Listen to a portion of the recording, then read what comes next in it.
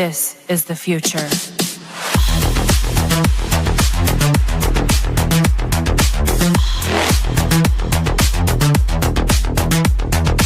Evolution. The Crossing Realms Conference launches September 19th and 20th and will dock in Richmond, Missouri. This is already being called the event of the year, folks. With an unprecedented list of speakers and special guests, 2 days of cryptids, UFOs, and paranormal presentations, along with a celebrity-filled ghost hunt, meet and greet, gallery reading, vendors, and a film screening. This promises to be both educational and fun. Go to Eventbrite.com to secure your tickets and vendor slots before they are all abducted. They're going fast.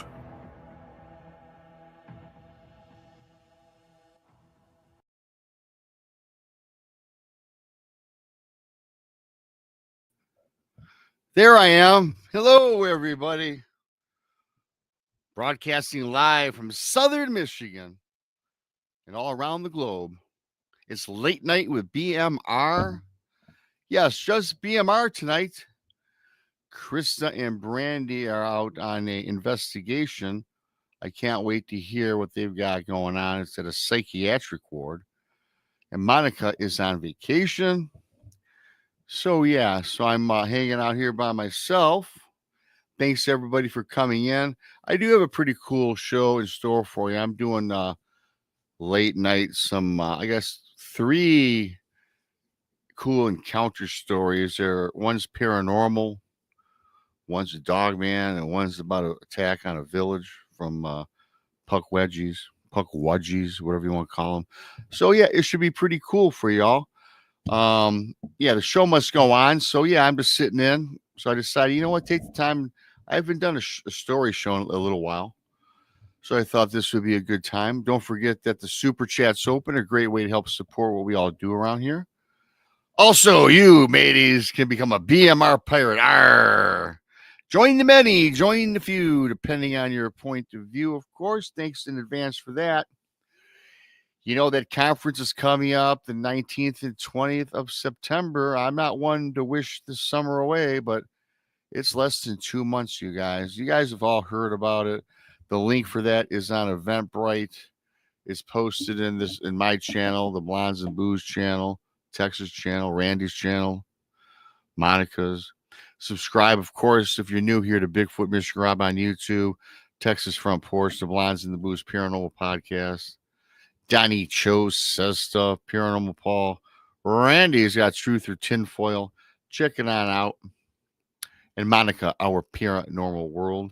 I think I covered just about everybody. So thanks for spending your evening with good old BMR tonight. I do appreciate it. And that's really it. I just do always want to give a quick thanks out to you folks out there that bought my books. As you guys know already by now. On Amazon, Bigfoot Michiganrob presents True Cryptid Encounters. Book 1. Book 2, simply type Bigfoot Michiganrob in your Amazon browser. Leave a review if you bought it. It does promote and help book sales. You know, it's all analytics these days. And, just like on YouTube, it does help promote the sales. Like on YouTube, give a like, thumbs up, whatever. Helps promote the shows across the board. So, you got me for the evening, for your late night, 11 o'clock, a little after 11 where I live. Thanks for coming on in. Kind of a weird day for me. It was kind of hot and sweltering. Then it got cool. Then we had some tornado activity.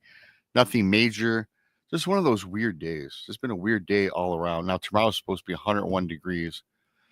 So, it is what it is in the great state of Michigan. The Great Lakes effects is what they call it.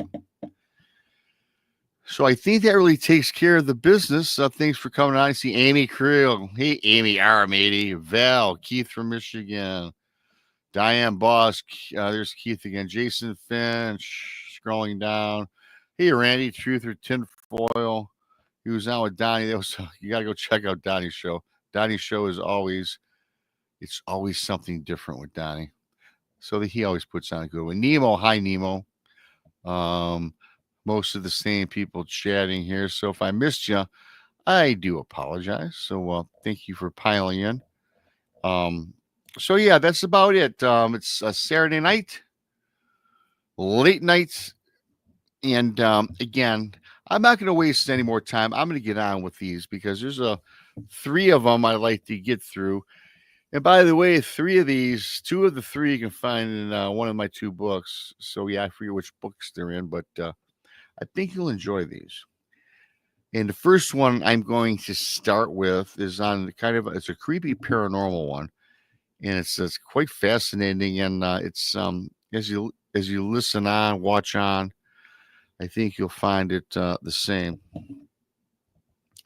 Yeah, Randy, different is a kind of a way to say it. Yeah, for sure. So anyway, thanks everybody. So I'm gonna get rolling here. So this first one that I got for you tonight from an email I got some time ago. And the person that mailed this in says his name was Joshua. And he goes on to tell me, hey, Rob, I was 13 years old. And he says the year was supposed to be the end of the world. Do you remember as he goes on about Y2K, the year 2000, right? He goes, my parents and I lived on roughly a half acre of land in Stanley, Idaho. He goes on to say that it was nestled at the bottom of the Sawtooth Mountains with a population of under 100,000. Or no, actually, not 100,000, you guys. This is very isolated land. The population in this small town at the foothills was under 100 people, or so there he says, right? He says Stanley, the little village of Stanley, can be very easy to miss. And then he goes on rambling on about, but the natural beauty, the mountains in the background, the forest, makes it a very pleasurable place to live in. Again, it's surrounded by the Sawtooth National Recreation Area. And he says a lot of visitors come through here. A lot of people, most of their income is derived from tourism, plenty of hiking, biking, camping, walking the trails. There's a great river that runs through there where I guess there's an abundance of salmon, this, that, and the other. So he says early on that his father, this guy Joshua's father, had taught him how to fish and even how to hunt at a young age. He said despite his younger age, he goes on to say that handling a rifle and a shotgun became natural to him. And always his mom, I think his mom's name was Jan, and she was always, quite leery of her son handling these, hunting rifles at a young age. So I think his father's name was Leonard, and he was a businessman in town. And he said he had a pretty successful business. What he did was he had probably cornered the market because, as I said, it's a very small town. And it was like one of those general stores where you would go in and buy your food, your water, whatever else it is that you needed. And he was really one of the few people in there. So they had a nice little living. He says his dad would, and he says as time went on, they would do a lot of camping, the family, the wife, the son, and the dad. And he says, Rob, my dad would always sit around in the backyard, or maybe when we were camping, and tell stories about Bigfoot and Dogman back in the day. Now, mind you, everybody, the father was not a researcher, but just very inquisitive, and he was into these cryptids. And oftentimes he told tales. Excuse me. He said his dad even had this far out imagination, and his dad would even talk about goblins and ghouls and creatures of the night. He talked a lot about aliens. So all of these things, all the things that all of us are into, the father was into, and would tell these stories to his son. He said, the thing about my dad, he was very dramatic. This Joshua goes on to say, right? He was very dramatic. He gave these in-depth stories, and And actually, he was so in depth and detailed with his younger son growing up back in the day that the mom, Jan, would get really upset. And she would always get in, minimal fights and arguments with the father to leave out some of the graphic, gory details in these stories. And she always told the father that young Joshua is going to have nightmares at night and not be able to sleep, as this guy goes on to tell me. So he said, "Yeah, Rob, I'm looking back and just recalling on my childhood. My dad would always smile at my mom and tell her that the stories were partly fiction, but also partly fact, some factual information. And his big thing about conveying these stories to his son was to always make sure that his son Joshua was always around of his surroundings, particularly in the woods, and particularly when he was going to get old enough to go out camping, by himself or with his friends." So if I remember, his mom would always just roll her eyes back and say, whatever, and, father and son type of thing. Joshua did tell me, though, that his dad's stories, a lot of the dad's stories really never really frightened him. But when his dad always made mention that part of these stories aren't just fables or made up, some of these things have happened to people. So as Joshua got a little bit older, he kind of grew out of that. He found the stories still that his dad would say to be very amusing and very entertaining. However, he makes mention there was one thing that he was always scared of. And that was the fact that his dad told his son to always play close to the house, especially if he was unsupervised. He warned his father Leonard told Joshua, he warned him to never play down by the old well on the property. And he also told him to never look down into it. The well laid about 50 yards or so from the back of their house, about 50 yards. And his dad never gave his son a reason as why to stay clear of the well or look into the well. But he said that his dad was very stern and very vigilant. His dad wasn't telling him a story. He just wanted to make sure that his son, especially unsupervised, stayed clear.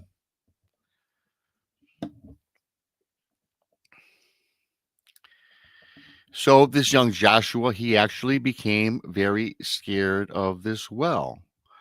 But also in the back of his mind, he was also very intrigued at the same time. So he goes on to say, yeah, he did as his dad had asked, and he never played near the well. Until the year, he goes on to tell me that he turned 13 years old. He said he remembers the year prior, at the age of 12, that this young Joshua already starts planning to visit this well because it's been on his mind in his entire upbringing. And he says around 12, he's kind of formulating a little plot that he kept to himself to go check out the well. After all these years, he really stayed clear of it and respected what his father told him. He wanted to know what the big deal was about this well. He just wondered why his dad was so frightened, because his dad, I guess, appeared to be frightened, right, of this well on their property. He said he needed to know, and the older he got, the more his curiosity, roared. He just became obsessed with this. He says, Rob, the closer that my 13th birthday came, the more feverish I got about this. The fascination. So finally, he goes on to tell me, it was the morning of his 13th birthday. It was there. It arrived. He turned 13. He has his plan already in the back of his head. He says his parents planned a special birthday party for him for his 13th, and they invited a bunch of family and friends over. His dad went off to work, and the mom was off to cut hair a few miles up the road as she normally did. So again, the dad owned that small business in town, and I guess the mother also was a hairstylist and did a lot of work in the neighborhood and around town cutting hair.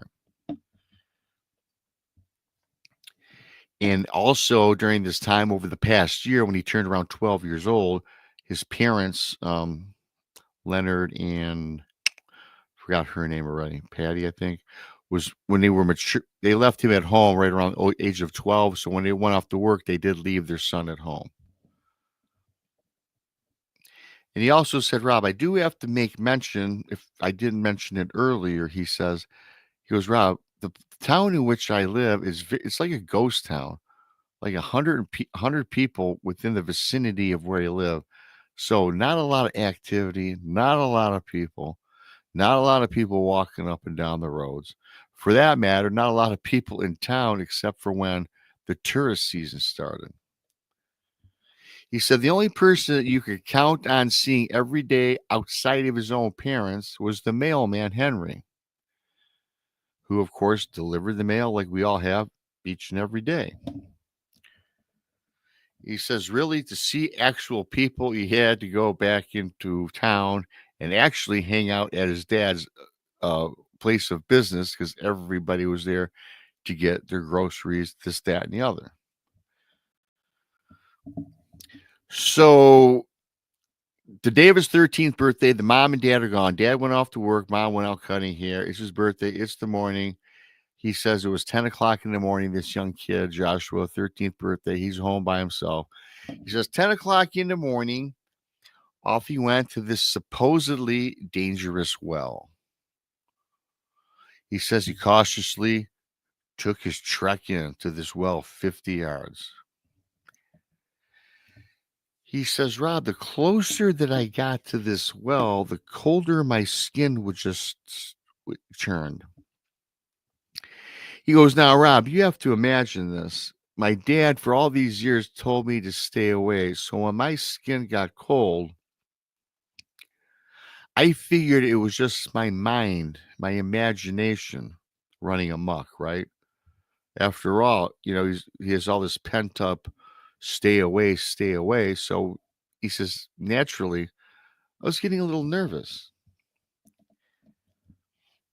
Then the closer that he got to the well, everybody, he tells me that his nostrils filled with a pungent, foul smell. And he was about 20 feet away from the well. But now he's figuring at this particular time, everybody, that the smell was probably well water, stagnant water in this well. Because his dad never even went to the well himself. They didn't use this well for home water, right? So finally, this kid gets up to the well, right? He gets right up on top of it. He reaches the well and he puts both his hands on top of the stone laid brick that surrounded the top of the well. And he looks down inside of this well. Then as he looks into this well, that one pungent smell that he thought he was smelling when he got closer, now when he looks inside the well, that aroma dissipated. But then what he says, it smelled like rotting flesh or rotting meat at the bottom of the well. He also makes mention, which I find very interesting, that sulfur burnt his nostrils, burnt and stung his eyes. And he says as he's standing over the well, everybody looking down into it, he seemed kind of hypnotized. He looks deeper and further into the well, trying to see further down. And then he says, out of nowhere, in his mind, something in his mind says, a voice kind of entered his mind, he goes on to say. And then he says, I retract that, Rob. It's not that it was in my mind at this time. I don't know if I hear it audibly or if it's in my imagination. He says that this voice was very deep and gravelly. But he said it was a wicked sounding voice, unlike any he's ever heard, including even maybe the movies. Then he says, Rob, very distinctly, and I had to write this down. The words uttered were, why do you disobey your father? He now must be punished. Yeah, I had to write that down because it's very creepy, isn't it? Why do you disobey your father? These words are uttered. He now must be punished. So this kid, Joshua, he's terrified now. And he's somewhat in shock. And he's in his mind is now, I should have always listened to my dad. So he says he spun around and he ran as fast as he could back toward his house. He says, Rob, I got inside the house, I locked the door and scooted to my bedroom and crawled under my bed. Covered himself with a blanket. It finally was right around noontime. And again, like I told everybody, his mom and dad were gone. It was about 10 in the morning when he went out to this well. And now noontime approaches. And then his mom got home from cutting hair and goes in her son's bedroom, Joshua, and says, wake up, sleepyhead, or something like that. Happy 13th birthday, teenager. Something to that direct effect, right? And so now all of a sudden, this Joshua perks up. He says he kind of almost forgot the event from earlier in the day, but he says, Rob, was mostly because I just kind of tried to erase it from my memory, but it was still lingering in the back of his head.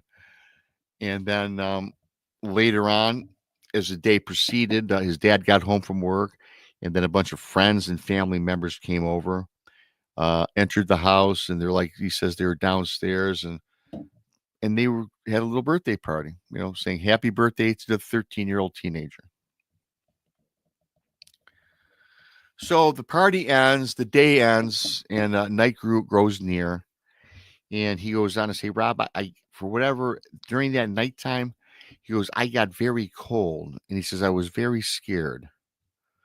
I dared not tell my mom or my dad that I went to the well. But at nighttime, he's for whatever reason, he started panicking. He got cold. He tried to fall asleep, but eventually he did. He ended up falling to sleep. He says, Rob, during the night, I tossed, I turned. And he says, I had all sorts of weird nightmares all night long. He said that he had nightmares of monsters. He says he had images of like deathly images. Very creepy, very spooky, very haunting. And he says during his sleep and during these nightmares, the words spoken to him from the bottom of the well rang out inside his head. He said he woke up crying and he ran off to his mom and dad's bedroom. He says he was kind of embarrassed that he had ran into his mom and dad's bedroom, something he hadn't done since he was like a young kid, 5, 6, 7 years old, how we've all done, right? He said he just turned a teenager and he says he's sobbing mommy and daddy as he enters their bedroom. So, of course, the mom and dad, as he enters the bedroom, the mom and dad ask this young Joshua, what was the matter? And then he says, hey, Rob, I just broke down and I started telling them of the nightmares. Then he said, reluctantly, I had to tell my father of my visit that he paid to the well earlier in the day. He went on to tell his dad and mom about the smell and the voice that supposedly spoke out to him. he says that his dad's face turned almost like crimson red, and his mother began to cry. He could tell that his dad was really teed off at him, almost like he wanted to lash out, right? And just start berating his kid. But he restrained himself and he held it in.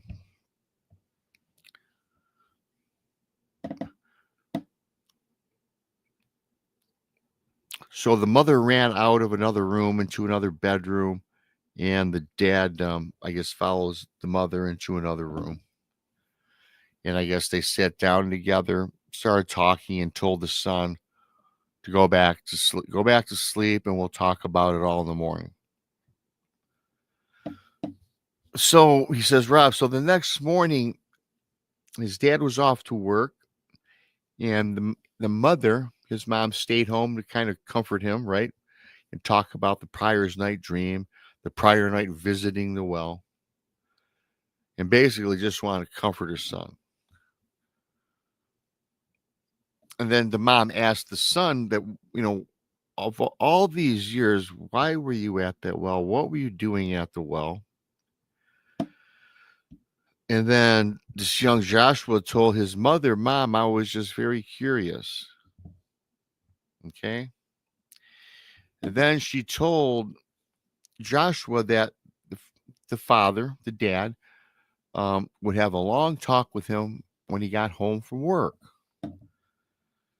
And of course, Josh was like, oh my God, his dad, how upset his dad, worried about the dad. She goes, no, look, son, he just wants to talk with you. He's not mad. He was upset last night.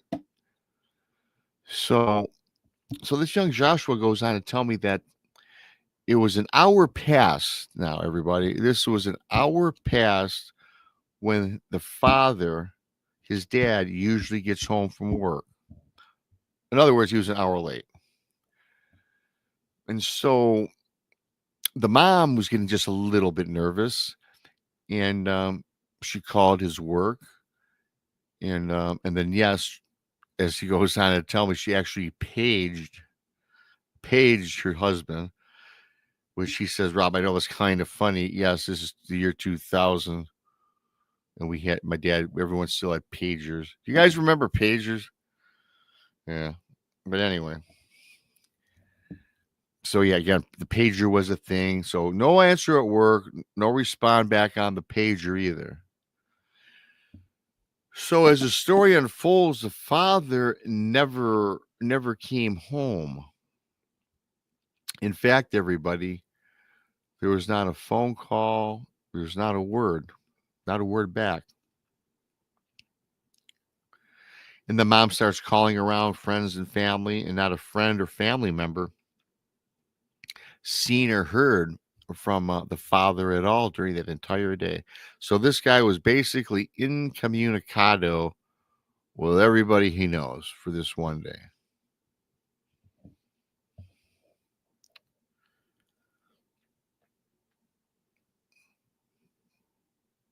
Another night goes by. Now, listen, they're all worried. The father now has not gotten home.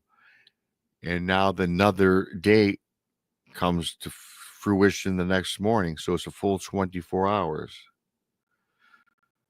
Still no father. The mom finally got a hold of his work and finally got a hold of one of his bosses, or one of his managers, I should say, whatever his name was. And this guy told the mother that Leonard, the father, never came into work the last 2 days now. So now, of course, the mom is frantic. The son is frantic. They're filled with fear. And the mother is calling everybody in the phone book. Where's her husband? Which I guess, too, you guys, she was calling, even though this was the second day. He did say, Rob, it's not like we waited 48 hours. The mom didn't sleep at all and could not find this guy. And it's finally by the second day, finally got a hold of this Tony, or whatever his name was, his manager at his work, said, no, he hasn't been here in 2 days. So anyway, His mom, I guess they called the police, did a missing report or whatever they did, right? And so this young kid, Joshua, now all of a sudden started to think that the well played a part of this. Because if you remember earlier what I told you guys in this story, how the well communicated, why do you disobey your father? Now he must pay. So now this kid, Joshua, is thinking, oh my Lord, I did something. I did something. Again, after those hideous words were spoken, why do you disobey your father? He now must be punished. He says, Rob, man, this very big pit grows in my stomach. He goes, I had to go back to the well. He leaves the house, and this kid, Josh, was running back towards the well. And he said it felt just like the last time. His skin grew cold. His nostrils were filled with that pungent odor. He said he stopped shy of the well this time by 1 foot prior to getting closer. Rob, man, I take a deep breath. I advance forward. And he puts his hands on top of the brick on top of the well. He looks down and he says in horror, he says, I shook, I convulsed, I regurgitated. He starts screaming. He starts yelling, crying, all of this. He says, Rob, laying there at the bottom of the well was his father.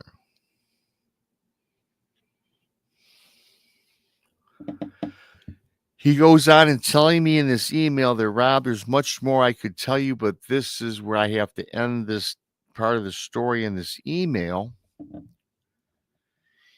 But he does go on to articulate and write out that I'm not going to speculate anything or offer any theory or mention what I think happened. He says, I just can't go on further with the story, and I can understand why. It's a terrible tragedy, right? And then he went on to say that I will tell you this. My father's never been found, and also the car that he drove into town every day to go to work has never been found either. He did not give me any details on anything further. This happened again back in 2000, the story. And this man probably, well, hell, you guys, this is 2025, so this is a 25-year-old story. And this Joshua kid was 13 when this happened, so maybe today he's probably about 48 years old, and I got this email a year ago. But yeah, his father's never turned up. The car's never been found. He's like a missing person. So that's that one. And I must tell you guys in chat listening on in, that is that's some weird stuff going on there. I don't know. I personally don't want to run off and say, not being an expert in any field, I'm not. I'd like to know more history about this well. I mean, was this a burial ground? It's definitely something evil going on. Wouldn't you guys agree? I think that's but my question, you guys, and I always question people, and it seems like every time I give a follow-up and question people, the answers are either vague or not responding back. Why in the hell, if his father was so frightened of this well, told his son to stay away from this well for all these years, why did they live there, you guys? Why would they even live there? Amy Creel says the mother had to know something about what was going on. Absolutely, she did. Absolutely, she did. I'm just looking for any more comments on this story. What do you guys think, though? I mean, Don't you think that's odd? If the father was terrified of this well, this property, why would you raise your family there? Why would you tell your kid each and every day not to go to the well? If I knew something was up with my property, and if I knew that this well was something apparently demonic with it or nefarious, you think I'm going to raise a kid there? You think I'm going to be afraid for my kid? 12, I mean, kid was 12. And I'm sure you started telling him the story when he's old enough to grasp it, maybe 3, 4, 5 years old. I mean, that would scare the hell out of me as a kid growing up. My father told me to stay away from the well in the yard. I'd be like, why, Dad? It's ours. I'd be like, I'm surprised this kid listened to his father so intently that he never went to the well. His dad must have scared the living shit out of him. Excuse my language, right? Why he didn't visit it prior. Hell, if it was me, I'd have been checking it out at 8, 9 years old. You know how kids are, inquisitive. So whatever happened to this dad, you equate it back in this story. It says, hey, your dad must be punished, says to this kid. Well, this dad must have been up to no good in his prior past life or whatever, because he was punished. But also his family was punished, more importantly, because I think the dad was probably irresponsible. Why in the world would you even do that? I don't know. I don't get it. So, Nemo, Dad went out for cigarettes and never returned. Hey, it's kind of funny, and it's not a funny story, but we all heard that. Dad tells the wife, going for milk, honey. Never comes back. Has a mistress. I'm not so certain this guy had a mistress. I'm thinking this guy just something awful happened to him. And I think it is related to the well. I think there was some evil property. And so, yeah, that's unfortunate, you guys. That is unfortunate. And with that being said, I'll be back in 1 second because I got to get some more water because I am like parched. I'll be back about 30 seconds. Hang loose. Hey, hit the like button while you wait, but I won't be but a couple seconds here. So hang on.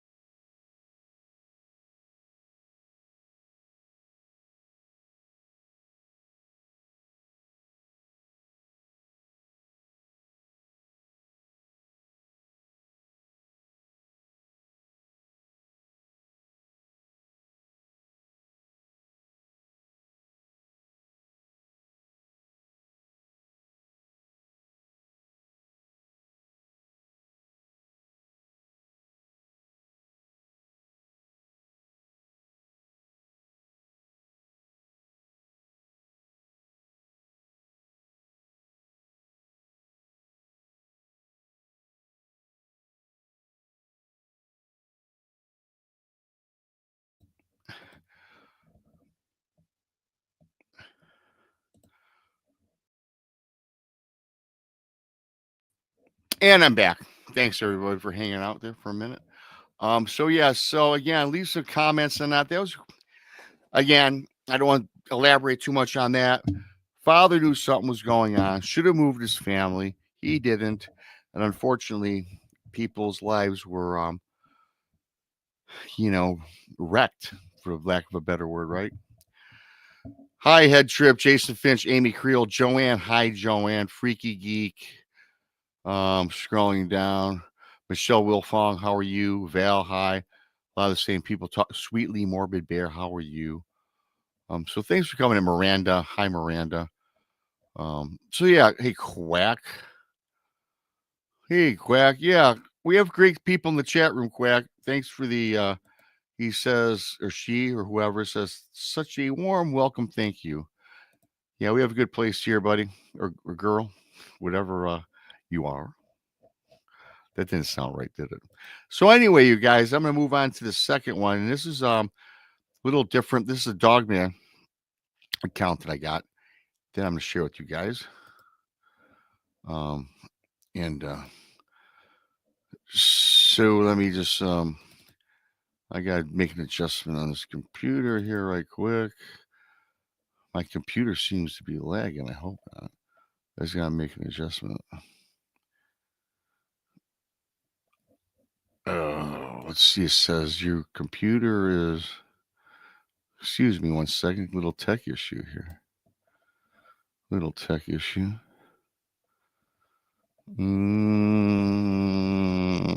Bear with me. Bear with me. I gotta click this. It says, hang on.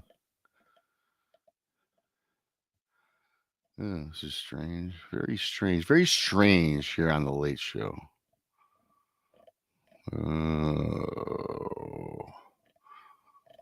I hope you guys all can hear me. I think, okay, I got it. Whatever it was, I fixed it. So sorry about that.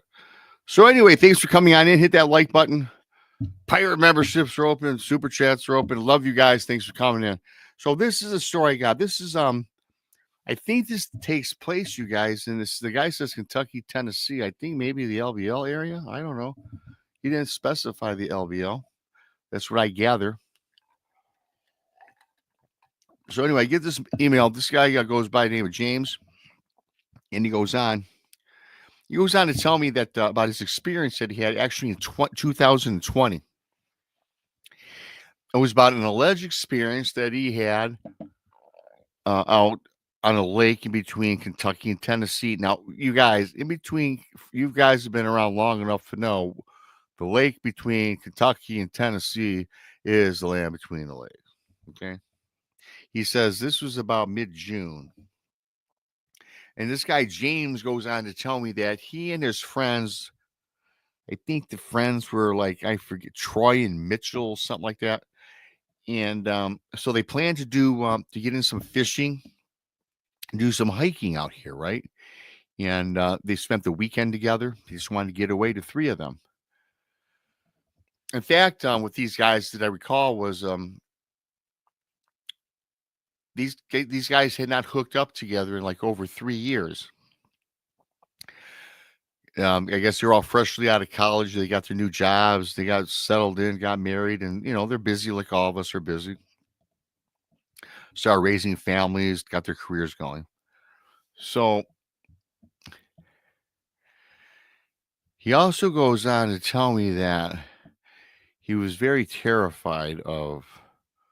He knew about the history of the Dogman. A lot of, I guess he says he's watched a lot of YouTube shows and just terrified by the Dogman. And so he thinks what he encountered was a Dogman. He goes on, I think, and he says, I believe there's Dogman. He says he believes in werewolves, all this stuff, and he's very apprehensive. So he goes on to tell me that his friends in themselves, even though they heard of these, as he said, myths, they never really tried not to pay any attention to it. They just went on with their busy lives. And of the three friends that he was with, they were like total skeptics, right? Except for this one guy that sent in this story. He kind of believed that something odd is going on in our world. He says that, in fact, he does remember. Now I do remember him telling me that his friends Troy and Mitchell, they were skeptical about everything. He says anything that was paranormal, they did not believe in. Nothing, not ghosts, nothing. He says they don't even believe in UFOs, aliens, all these things, Bigfoot. They don't believe it. They just think it's some far-fetched, made-up stories. And made up for whatever the reason, just to, get views, likes. I don't know. So the one friend, though, Mitchell, was a little bit not as skeptical as the other guy, because he thinks and claimed that he thought that he did see ghosts and spirits throughout his early childhood, but his parents would always say he was just dreaming. And he was very reluctant to speak on it because the one friend, Troy, would always make fun of him. So he kind of kept that into himself, right? Kept it quiet. But these guys would always give this one guy, the guy who sent me an email, always a hard time for whatever the reason. So they went to this place on a Friday morning. He says it's about 8:00. And they set up camp and went off exploring. and did some hiking around their campsite. And the three of these young guys, I guess in their mid-20s, early 30s at this time now, I believe, says that they were just amazed by the multitude of cemeteries and graveyards in this area they were at. Now, I'm going to stop right there, you guys, because I'm thinking this is the land between the lakes. Because as I remember reading this, I've been to the land between the lakes once, and if any of you have ever been there, there are a lot of graveyards and cemeteries in this place. And I think further on in this story, he mentions a lake that I happened to look up some time ago, and I think this lake is also at the land between the lakes. So that's where I'm guessing this place is.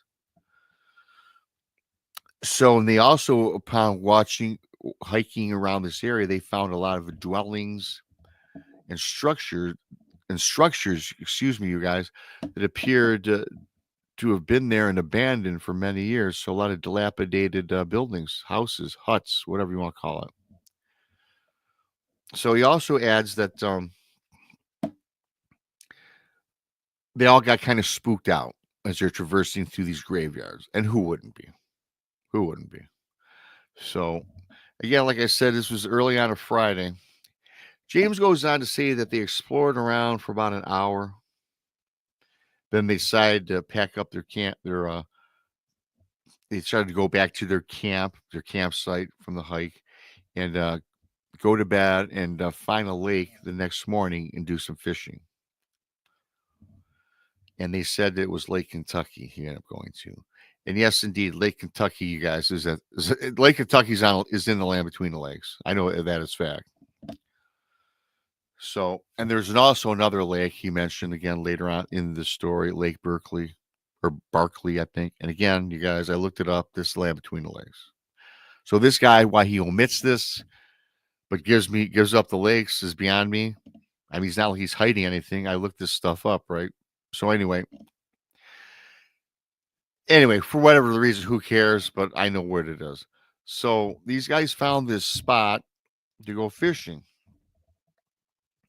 And where they ended up going, you guys, it was under an old overpass that did not appear to be traveled over for years. It was all grown in, full of weeds, grass, this, that, and the other. So these guys are underneath the overpass. So I'm guessing it was kind of like a bridge, or maybe like on a freeway. We all have the overpasses, and you can go down below them. So, and but where they're at, when they got underneath this overpass, they could see the entire lake around them and see all the wood line, the entire woods surrounding this cool lake they said they were at. So he goes, Rob, so we're there about an hour. And James says, yeah, they're getting kind of bored because they weren't catching any fish. You know, they're not getting a nibble. Nothing like that's going on. And then the one guy who said that he saw ghosts as a kid told the rest of the group, and his name is Mitchell Troy, and this other guy's name. He's told his buddies to look across the lake at the tree line in the distance, and he said, kind of look over towards the left. And he goes on to say that, I know it's an expansive wood line, an expansive lake. So he tried to give them a general area in which to look. So again, this kid Mitchell, this young man Mitchell, goes, take a look over there. And he says, and he tells his group of friends that, he says, I swear I keep noticing about a 6 to 8 foot portion of the trees that are kind of swaying back and forth. And the guys are like, well, that's so what? The trees are swaying back and forth. But he says, yeah, but take a look, you guys. There's no wind, and the rest of the trees are stable, except for this one section of the trees swaying to and fro. So the other two guys kind of made fun of this guy and started giving him some crap about, yeah, it's probably the ghost you saw as a kid. Ha, ha, ha, right? So they're giving him the business. They're joking.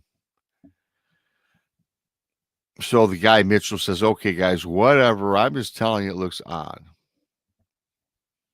Then he does make mention again. Don't you guys find it's odd that the trees are swaying back and forth? There's no wind, there's no breeze anywhere on the lake, anywhere around us.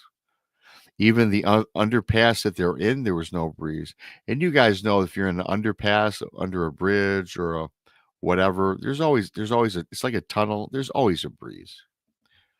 Very calm, okay, except for these trees in the foreground.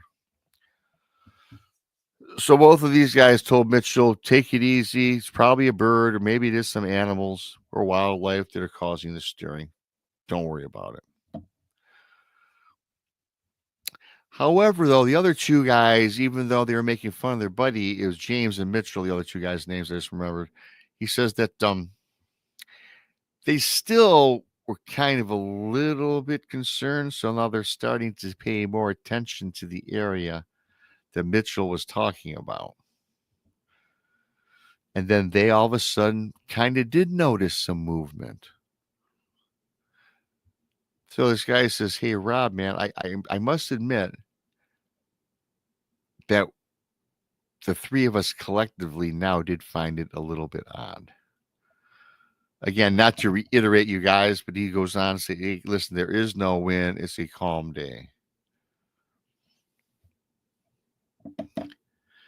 And he says that, Rob, for the entire time that we were here, spent here fishing, the trees continued to sway back and forth, and they didn't stop. So he says a few hours rolled by, and they're just hanging out there, and they had no luck with the fishing. So these guys decided to call it a day and head back to camp. Robbie was fast approaching dusk, and the guys had just finished cooking up some dinner, and they started up a fire.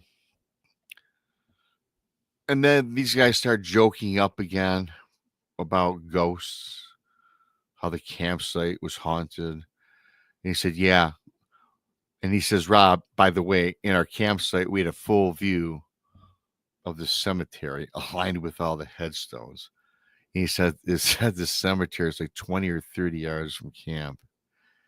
Well, first of all, you guys, let me tell you something. Would you guys set up your camp in a cemetery 30 yards from you where you could see it, especially at night?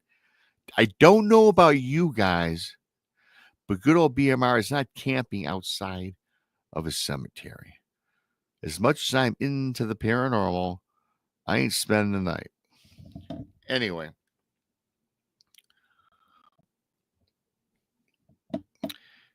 So anyway, that's that. And they camped. They went to bed.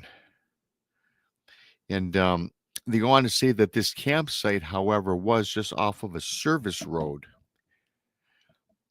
And this service road, everybody, seemed like it hadn't been traveled on in quite a long time.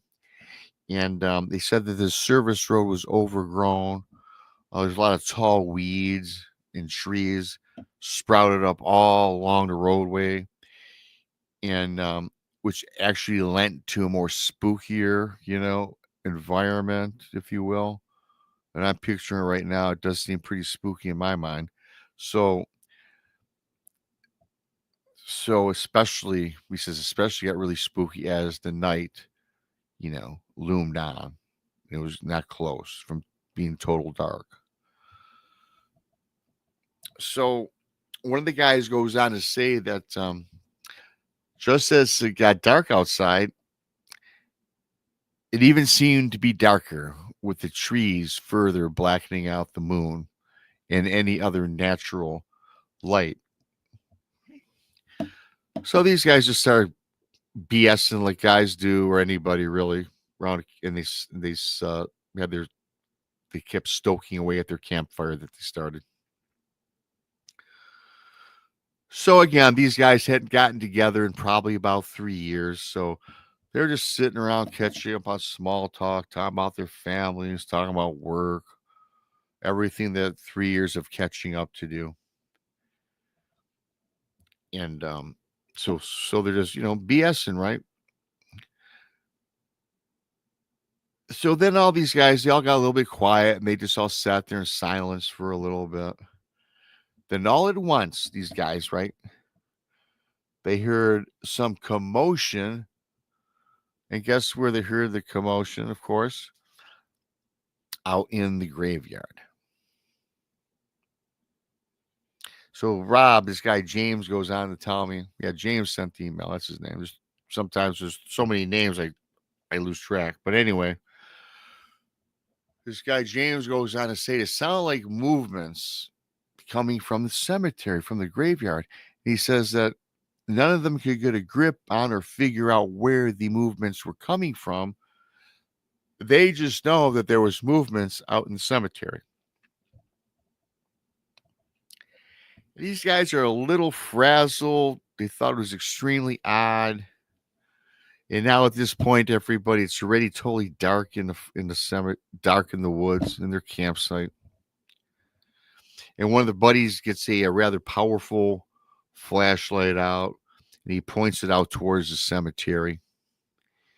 And he says, you know, the light covered roughly 75 or 100 feet out. And he shined it purposely, not only out into the cemetery, but on some of the headstones and all the areas surrounding it. So one of the guys, he shines the flashlight outward for a little bit, and then they couldn't see anything. They didn't see any of the so-called movement that they think they heard, right? And then as soon as he did shine the flashlight out into the area, the movement that they thought they heard, it immediately stopped. They shut off the flashlight. And again, they're now sitting there in total darkness with the exception of the blazing fire that they had been stoking, right? So the guys all stayed up a little longer, BS'd a little bit longer, and then they went to bed. So the next morning, after these guys got up, they were sitting around. They're finishing up having breakfast or whatever. When one of the guys, Troy, I think, had mentioned that he did not feel like he slept a wink all night long. He also mentioned about having he thought he was dreaming all night long, but he just couldn't fall asleep. And you guys, let's say, I got to tell you something. If you're sitting in the cemetery, right, it's pitch black, you think you hear movement in a cemetery, as soon as you turn on the light, the apparent or alleged movement stops. I mean, this is freaky stuff. Why people choose to set up camp in a spooky location like this, unless maybe you're a paranormal investigator, okay, fine. But these are just three buddies getting together after 3 years. Strange. To me, I find that odd. But, I am odd, I guess.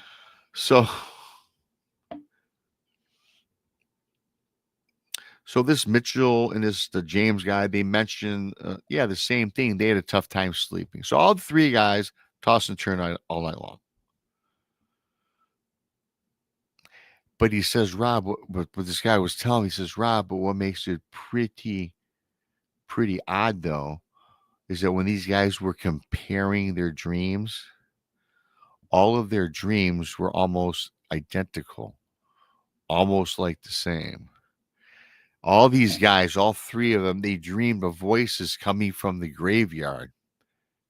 And he says even more terrifying was that all of them, you guys listen, all of these guys not only heard voices coming from the graveyard, but all three of these guys had images in their dreams of some sort of wolf-like creature terrorizing not them, but it was meandering about in the gravesite, in the graveyard. And they had dreams about these wolf-like creatures digging up the crypts, divvying up the graveyards. Now, before I go on any further, what I do kind of know about Dogman, at least, especially what people have told me, some stories I've gotten, Dogman, whatever. I've gotten many stories and heard stories in other shows about these creatures. They hang out. A lot of them, a lot of these experiences do happen at graveyards. I have heard stories of these things digging up graves. So it's kind of odd that these guys dreamt this. They're in the cemetery and they all have the same dream about wolf-like creatures digging up headstones, desecrating the cemetery, right? So these three men are kind of anxious. They cannot explain. They're kind of perplexed how all three of them had the same exact type of dreams. They didn't think it was any coincidence. Then there's like, can it be a coincidence? So the one guy, Mitchell, the guy that believed in ghosts, he immediately wants to leave. He says, you guys, there's some bad karma going on, some bad voodoo. Let's get the hell out of here. So they all sat around and decided it was just a weird night. And they all reluctantly, the Mitchell guy wants to blast out of there. But the three of them decided to stay at least one more day.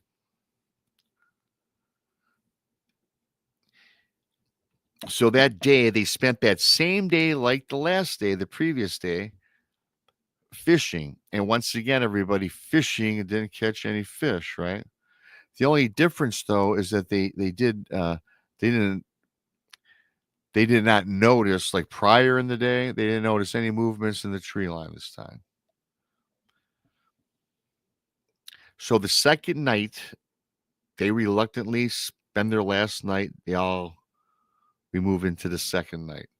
And this is where this guy, James, tells me, it says this is when all hell breaks loose, according to this guy. They sat around, they started a fire. He said, Rob, it's around dusky dawn, and they all sat facing the cemetery. They're staring into the cemetery. Again, why they're there, who knows? And these guys are sitting around, everybody. This guy's explaining to me that these guys were having a hard time even talking to each other. They just kind of sat silent, glaring into the cemetery. Yeah, that sounds like a fun get together, right? I mean, these guys are obviously terrified for whatever the reason, right? And then, to all these guys' amazement, as they're looking out into the cemetery, they visually seen these ghostly images darting in and about and around the headstones. They all see this now. They're not dreaming like the prior night. They see these images darting in and out and around the headstones out in the cemetery. And he says, Rob, the images are not humans and they're not ghosts. They appear to be translucent, animal-like beings. He says at first they are very hard to make out what they are. And then he says the transparency, all of a sudden, it became very solid, very solidified. And he says, Rob, they're like beasts, like huge dogs or wolves that seem to be digging up the grave sites. Now, again, I know you guys remember, this is identical to what they all dreamt the prior night, but now they are awake and they are witnessing what they dreamt the prior night, right? What they recall, there was three of these beings out in the gravesite. Then suddenly, these three creatures noticed that the men saw them, these three dudes. These creatures stopped meandering about in between and out of the headstones. They stop, look at these guys, they spot them, and they rose on two legs, this guy's telling me. And they started sprinting towards the camp. Robbie says now they definitely do not look like ghostly translucent apparitions at all now. They don't look like entities, but they look like actual physical creatures. He said they started to howl in a deep howl as they sprinted toward these three guys. He says, Rob, was a menacing, horrific yell, scream, howl, whatever you want to call it. He says, these guys, they can't move. They can't scream out. They can't look at each other, let alone talk to each other.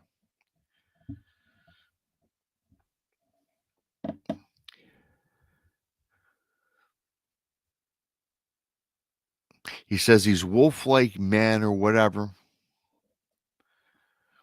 and now get into their camp. I mean, they're sprinting toward these guys. He says, Rob, they reach into our camp. And he says they're not 10 feet from us inside of the camp.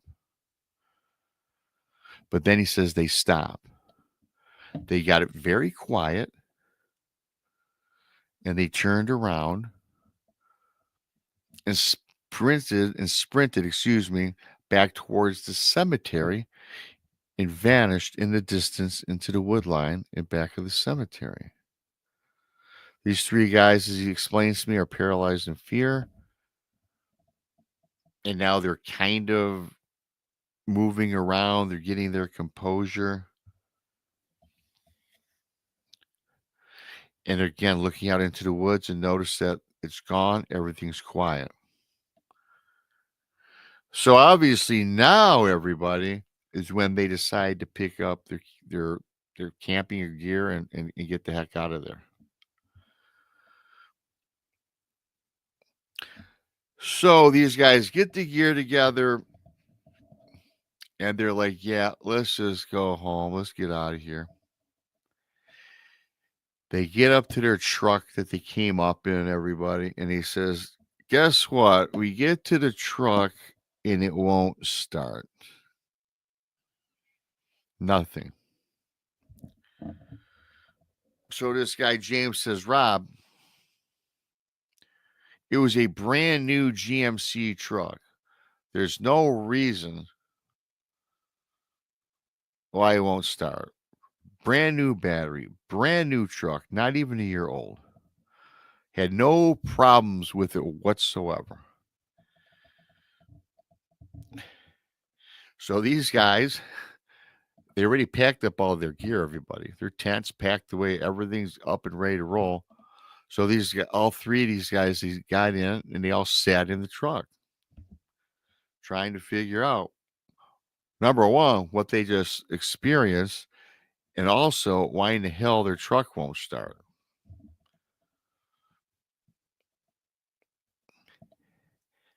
He said they fell asleep and the sun rose and they fired up the truck. It started up immediately in the morning and they got out of there. Yeah, I don't know about that. That was kind of weird. I think this was the land between the lakes. He gave me some clues, even though he didn't admit it, about the Kentucky Lake and Barclay Lake. I know that's in the land between the lakes. I also know that there's lots of cemeteries in the land between the lakes. I thought it was very interesting, but I have heard accounts, as I mentioned earlier in the show or in the story, about Dogman creatures.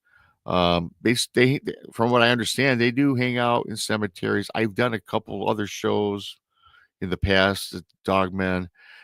A couple guys, researchers, told me that a lot of these Dogmen type entities, they are the keeper of the graveyard. They protect the graveyard. I mean, what do they protect? I don't know. I never fashioned Dogman to be a protector of anything, just a menacing creature that likes to scare the heck out of us, right? I thought it was fascinating that these guys had the dream, right? The prior night about all three of them envisioned wolf-like creatures rummaging around the headstones. And they all had that same dream. And I found it very interesting that the next night that what they dreamt the prior night came to fruition into reality and saw their dream come alive, I guess is the best way to put it, right? So yeah, I don't know. I mean, it was certainly interesting. I think it probably was Land Between Legs. I think that a lot of cool parallels in that one and so forth. So yeah, I don't know. Leave me your thoughts in the comments or whatever. Thanks to you guys for coming on in. Appreciate it. Hit that like button. Hi, Tracy. Good to see you. Nemo, again, most of you guys, hey, Riley, Ron, how you doing? Again, thanks for coming in. And I got one last one. Why not to do for you guys? I got some time here. It's only 12:15. You guys are going to probably like this one. I find this one to be very fascinating. And now this story, I know I told this probably a year ago for a fact, but it was like a year ago. And I thank you, Amy Creel. Yeah, I think I did this maybe about a year ago. Amy Creel. Thanks, matey. And I found it to be very fascinating. In fact, it was a year ago, and a person that researches little people and the puck wedgie got pissed off at me for telling this story. And I know it was a year ago because I only had like 3,000 subscribers. And now I'm approaching 6. So chances are a lot of you haven't heard this anyway. And if you had, I'm sure you're not going to mind because it is pretty cool. And I'm just going to get on with this for everybody. Thanks for joining me this weekend. In case you're wondering, it's not the typical late night with the gals. Krista, Brandy, they're at a psychiatric haunted location doing an investigation. I can't wait to hear back from them. Monica's on vacation. So yeah, I decided to do a story show for y'all. Hope you like it. So this is about these little people or puck wedgie type people raining terror on this campsite in Lake Superior. Which of course I'm all down with that. Since I'm part of the Great Lakes system, of course, here smack dab in the middle of Michigan, southern Michigan. Email I got goes on to say, hey, Rob, I am of Chippewa descent, also known as Ojibwe, and my ancestors are descendants of the northern Algonquian people. Currently, I live at the shores of Lake Superior, or currently at the time of this email, I currently live at the shores of Lake Superior with my tribal nation. Throughout the years, we would always be reminded of the fierce little people. And in some instances, something even more fierce and extreme, puck wedgies. Some native legends, depending on the tribe, often describe these people as friendly or playing pranks on people. She goes on to say here that often involving some song and laughter. They had an admiration for small children, and legend says they would protect them. So that's how she kind of started out. I kind of wanted to read that for you. Pretty interesting. She also goes on to tell me how they spoke, the little people, how they spoke about the little people, you guys, and I've heard this before, how they would remove children or attempt to remove children from dangerous situations and protect them. And oftentimes these little people would find lost children in the woods and help guide or lead the children back home, which is pretty cool, right? I've heard that before. Oftentimes she goes on to say that when a little person found a human adult, they would actually communicate with the human and beg them not to make mention of their existence. They wanted to keep themselves and their little clan, whatever you want to call it, a secret. Now, you guys know damn well today we know it's not a secret, right? But I guess throughout the many years, they tried to keep it, the little people wanted to keep it, they didn't want it high profile. I guess we'll leave it at that. These little people assured these tribal nations, you guys, that they were there to protect and serve the nation best they could. just keep us out of all business, out of all newspapers, activities. Don't talk about us.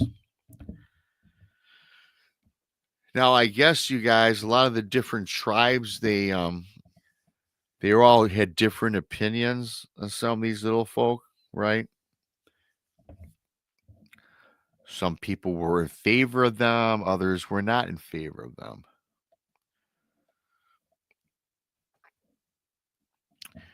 This lady that sent me in this email said that her tribe painted no such picture of them being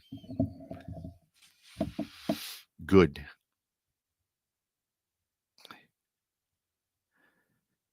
They said that there was a tribe of a band of these little people in their area, and they described them as 36-inch high feral people. 36 inches, you guys. Feral humans. That they were there to deceive and abduct children, and the intentions were both nefarious and in some cases evil. Again, that depends from nation to nation, tribe to tribe. They all had different viewpoints, right? Hey, Donnie.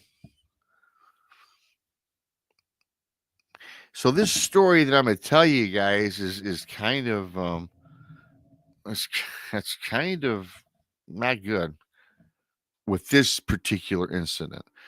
And I have to go on and say this, that I'm not suggesting all little people are evil or bad, because I think there's a mix of everything.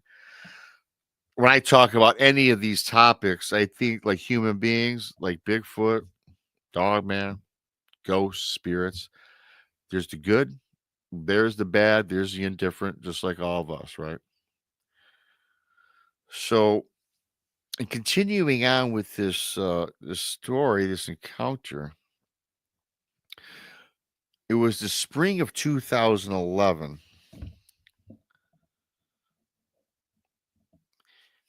And when this young lady says that what I had experienced was neither a protector of children, and it was nothing friendly. Definitely not a protector of children. She says that the odd thing about this encounter that she came across didn't quite match the generic description of the little ones, as she calls them.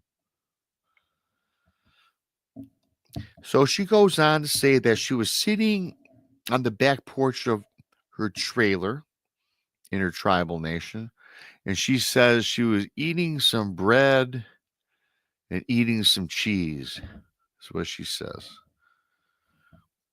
She says, Rob, it was a hazy day, and it was very windy, as the winds of Lake Superior were wreaking havoc along the shorelines. She says, Rob, at the base of our small village, atop a hill, at the top of this hill, as she's looking out, Rob, on the top of the hill, I see this black object. A mass of an object. Can't quite make it out at this point. The object was not clear, but it was clearly moving. And at first, as it's coming down the top of this hill, it appeared to be that of a bear.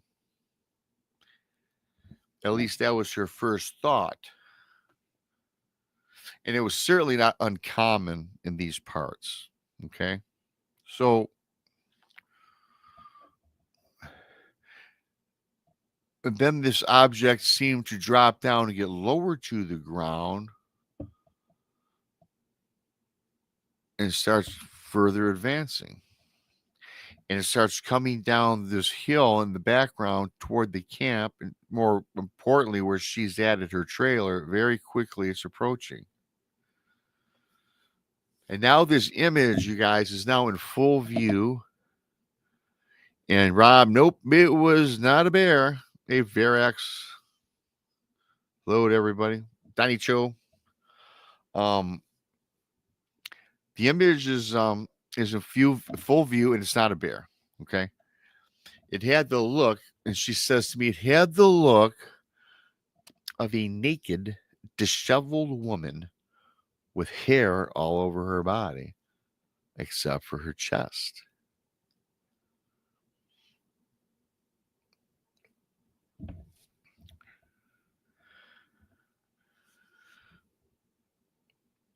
The woman is on all fours, matted in this hair, right?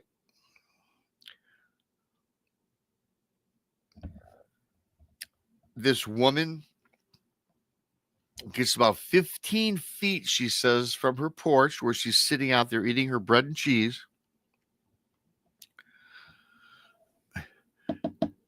Then from the four-legged position that this woman is prancing and walking on, she stands up. And then when she stands up, she then does notice that, as she described earlier, that there was no hair on her chest, and she sees the sagging breast as she stands, right?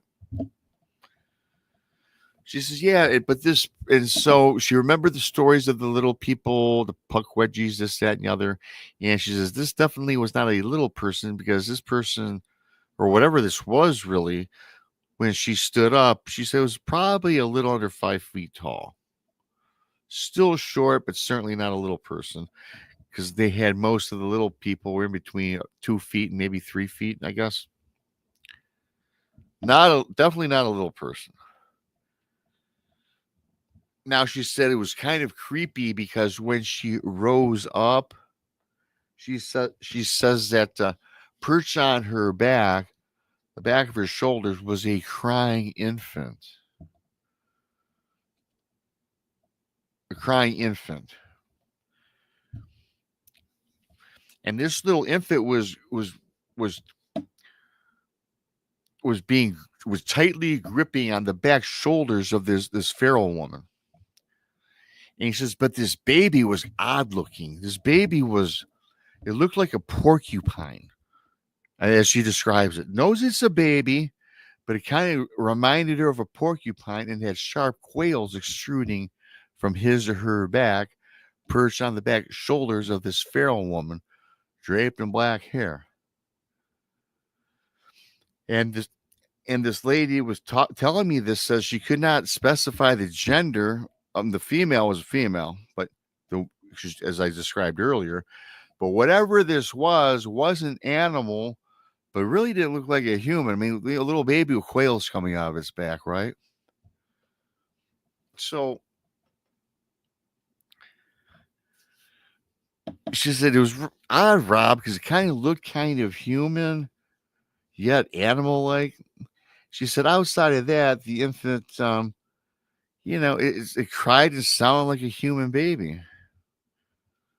So, reverting back to the mother, this woman with the black long hair, she said, Rob, I forgot to tell you, I guess, going on during the story, that she had kind of an off grayish looking face, but a very opaque front chest.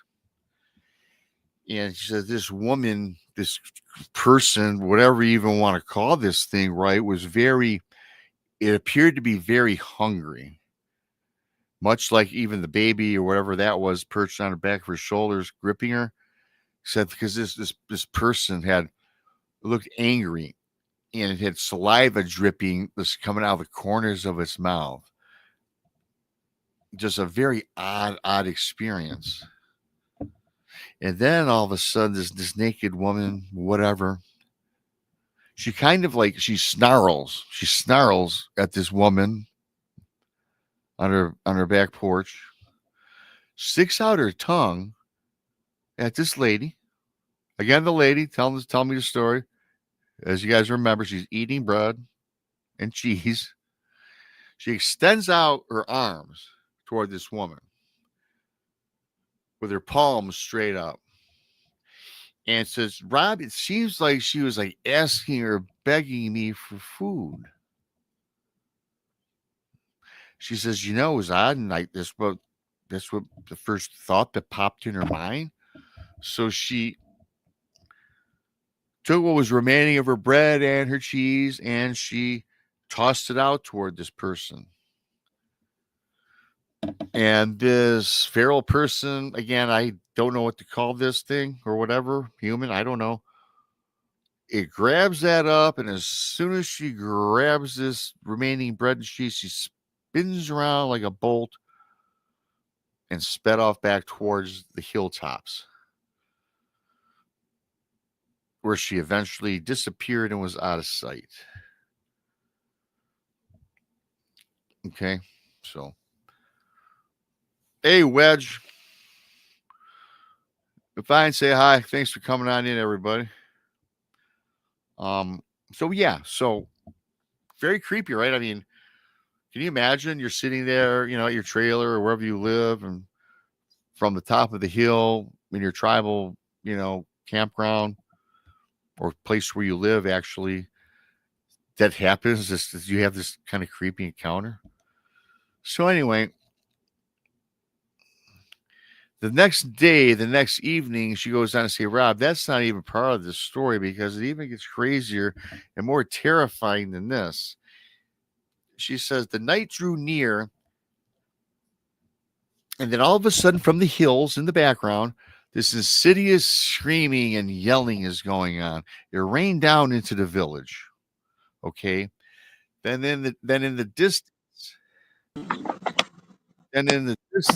shadowy small. Oh, I'm not able to hear you. What do you mean you can't hear me? I'm going to hop out and come back in a minute. I've got to try to hear you. Okay. I can hear you just fine. But anyways, Chris surprising me. But anyway, so in the distance, you guys, a shadowy, smaller figure started running. She kind of threw me off. Hang on. So in the hills, okay, you're in the hills, and all these figures now from the hills are running down the camps, down the hill toward this campsite. I can hear you. You can hear me, good. Yeah, I just popped in to say hey to everybody and say hey to you. Well, good. Stay hey to everybody, because I have to go take care of some business really quick. Okay. In the perfect timing. I'm just telling some story. Okay. Maybe I told everybody where you were doing some investigation. I'll Yeah. be right back. Keep everybody occupied. I'll be right back. I will do that. I got you. So I am at Glore Psychiatric Hospital in St. Joseph's, Missouri. And it is a really, really haunted location. We have an event going on here tonight. And it is for, it's our Haunted Souls group. And it's not a Blondes and Booze thing. But Brandy is here. And she's out investigating. Paranormal Paul is here. And then the rest of our team is also here. So there's tunnels here. People can lay in the morgue, and get shut in. So where bodies used to be, which me personally, I'm not very comfortable doing that. So, but there are people that are doing it. And actually, I'm going to go sit down right here. And so all kinds of things that people can do. And people are having some good activity. There's people laying on gurneys where dead people were, doing Estes method and that kind of stuff. So it's a pretty active night, and it's a good night. So how's it going, BMR? Unmute yourself. It's going pretty good. I decided to do story time since you two and Monica are off today when you're doing your thing. So yeah. Brandy's here somewhere. She's been out and around. So our friend Tony Pickman that you all have heard us talk about, his son came tonight to hang with us. Cool. So he and Brandy are out somewhere in the building. I've seen her about 30 minutes ago.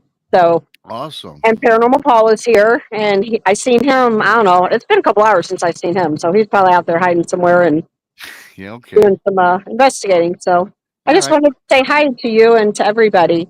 Well, thanks. I appreciate that as always. I was just in the middle of this story here. You can hang out, or you can do what you want to do. I'm gonna head out just because it's loud in there and it's really, really hot outside. So I'm gonna head out, but I just want to tell everybody hello. And yeah. Okay, cool. Well, thanks. Good to see you. I'll talk to you tomorrow. All right. All right. See ya. Bye-bye. Bye-bye. All right. That was kind of cool. A little quick visit by Krista. So I'll back it up. Just recap really briefly. Again, from the start, girl on her label girl on her tribal lady on her back porch of her trailer. Again, that grotesque figure comes down, the woman, odd looking child on her shoulders, gives her the food, turns around and sprints back up the hill. So now the next evening comes in, and all of a sudden, coming down the hills is the tribe sees something coming down the hills the next night. And so now it's a band. It's not like one individual person. It's like a band of as I mentioned earlier, now these little people. These are not the previous visit from that weird woman. This is like the little people. And she goes on to say, Rob, there were hundreds of these miniature 2.5 to 3 foot little people. And they got closer and closer to the camp. And they're draped in animal skins. She says, from a variety of mammals or animals, raccoon pelts they were laced, they had on, sheepskin, deerskin. They had, some of them had like hats with antlers sticking out of the sides of their hats, so on and so forth. So just an abundance of different skins that they wore, right, from animals. She says, Rob, man, these little people, these little things, these figures, whatever they were all armed with like miniature like spears, bows and arrows, big enough to fit their bodies, right? They had slingshots. And then all of a sudden they get just outside the camp and they take these slingshots and they start pelting the village with rocks. And then a lot of them armed with these bow and arrow type contraptions, they start firing these bows and arrows into the village. And they all just kept getting closer and closer into the camp before they finally reached the camp, and they're swarming this camp. And there was way more of these little people or little objects, little creatures than they could fend off. They doubled the entire community. A lot of them slipped past their defenses. They're trying to fight these things off. And they slip past, and they started getting inside of their homes, their trailers, their tents. Maybe if they had a house, whatever they had, there's a whole different type of dwellings these people lived in, right, on this reservation. And they're getting inside, they're rummaging through their actual home spaces. Says, oddly enough, it seemed like they were seeking out, looking for little kids, especially infant kids. And if you guys remember in the beginning of the story, she was telling me the legends that they heard about some of these little people were good and protected the young children. In fact, a lot of time if a young children came up missing, they would drop off, they would guide the child home and disappear. But if you remember what I said earlier, a lot of them weren't quite like that. They kidnapped a lot of these kids. From old legend. What's happening tonight in this story never ever happened.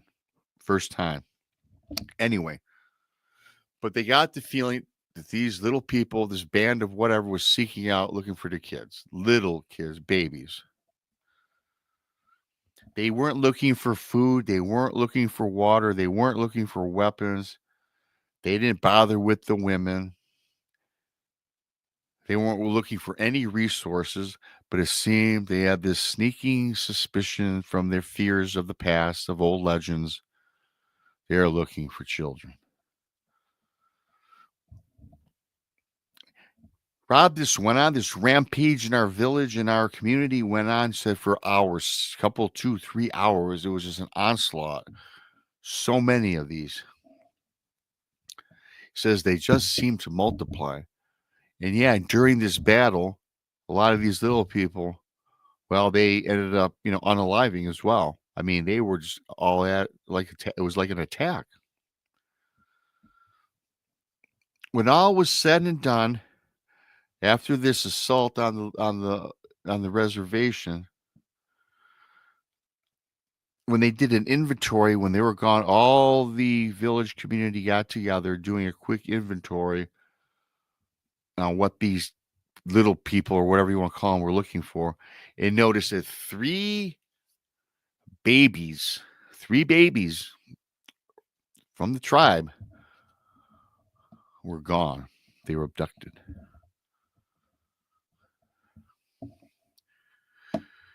Nobody noticed anything. Just three kids, three very young children, babies, as she says, were gone.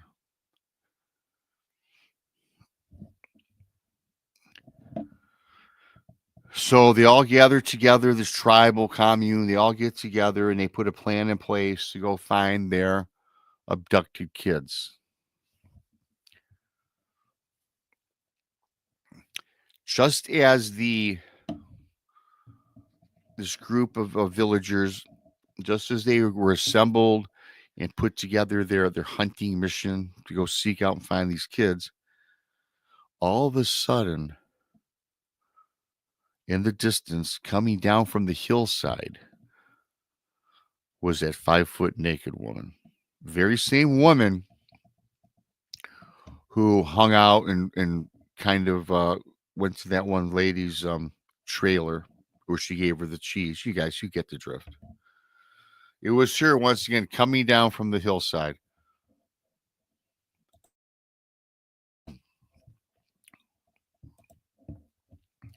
They're staring at this person in disbelief. She gets within 20 yards of the camp, and all of these villagers are in disbelief staring at this person.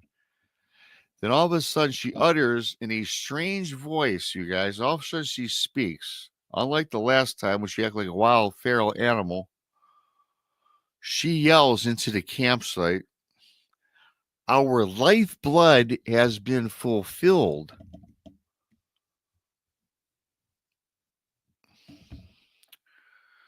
Whatever that means, I don't know. I suspect it has something to do with the abduction of the kids, right? Then she utters one last word. She says, do not extract revenge upon this night, or the land will be cursed for all eternity. That's what it was.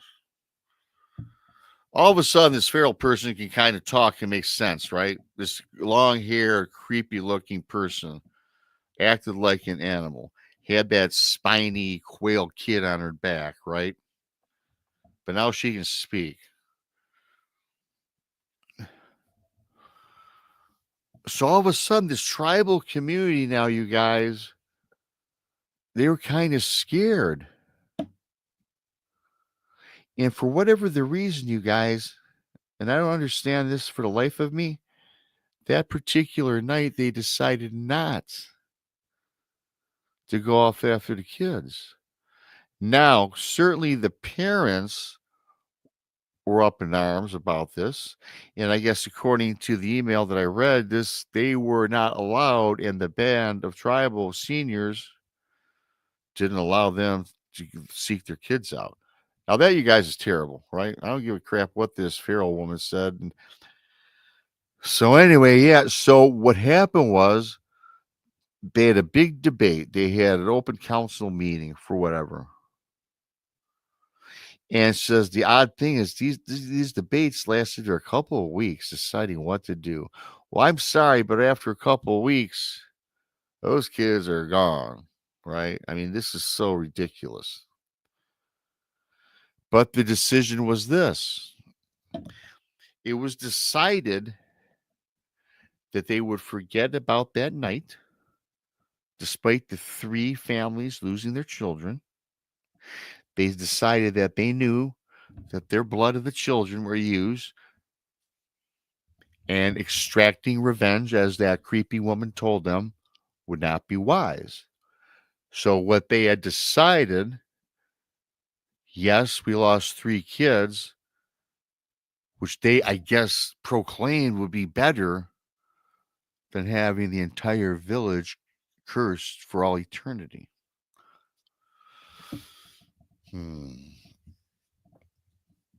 This took place, this story unfolded sometime on Lake Superior in 2011.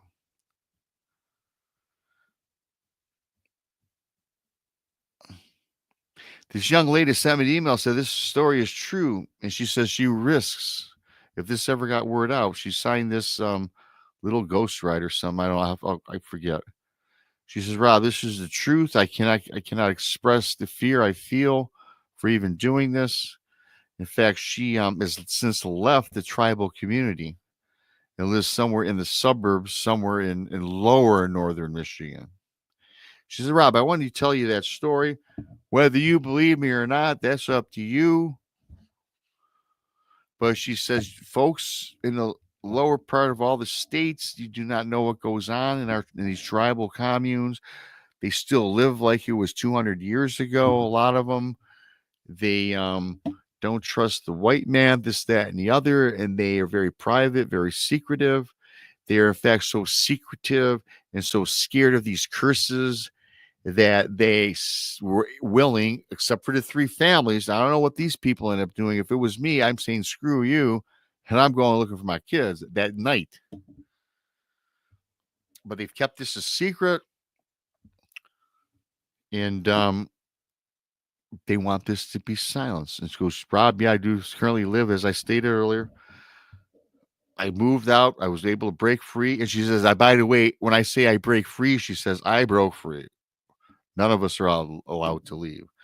And she says, today she lives with her head over her shoulder, and wanted to share that with me. I thought it was very interesting, you guys. I mean, do these things go on? Hey, I don't know, you guys. We don't know, right? Do we really know what's going on in the world? Don't know. We've heard crazier stories, that's for sure, and that's certainly ranks right up there. Leave your thoughts, leave your comments, I guess, at the end of the show. So, yeah, I had a good time, and I didn't want to do that because I didn't really want to cancel the show with the girls off, so I decided to do a story time show. Hope you guys liked it. I enjoyed it. It was cool hanging out with you guys. Thanks to everybody for coming on in. Thank you to Amy Creel for your awesome super chat. I appreciate you. That was great. You guys are all great, and I appreciate spending time with me. Tonight is, of course, Sunday morning now. I'll be back. I've got Jody Cook, Tuesday, 9 o'clock with Krista, my next show, my live show. Tuesday nights is always my interview show. And I have Jody Cook, North American Dogman Project, joining me. He's always a fun show, always an informative show, always has spooky stuff to tell us and share with us with his Dogman research. Andrews, Riley Ron, Headtrip, Verax, Freaky, all you guys. Thank you so much. Wedge, Riley Ron. Thanks to everybody for coming on. And if I missed you, I really didn't see it tonight. When I do story time by myself, I really don't pay a lot of attention in chat. Thank you so much. Hit that like button on your way out. And until next time, I am BMR. Like, share, and subscribe if you're new. Have a great Sunday, which is now, right? Later.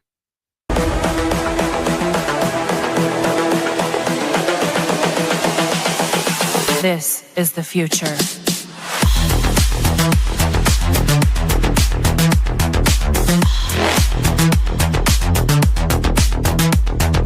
Evolution. The Crossing Realms Conference launches September 19th and 20th and will dock in Richmond, Missouri. This is already being called the event of the year, folks. With an unprecedented list of speakers and special guests, 2 days of cryptids, UFOs, and paranormal presentations, along with a celebrity-filled ghost hunt, meet and greet, gallery reading, vendors, and a film screening. This promises to be both educational and fun. Go to eventbrite.com to secure your tickets and vendor slots before they are all abducted. They're going fast.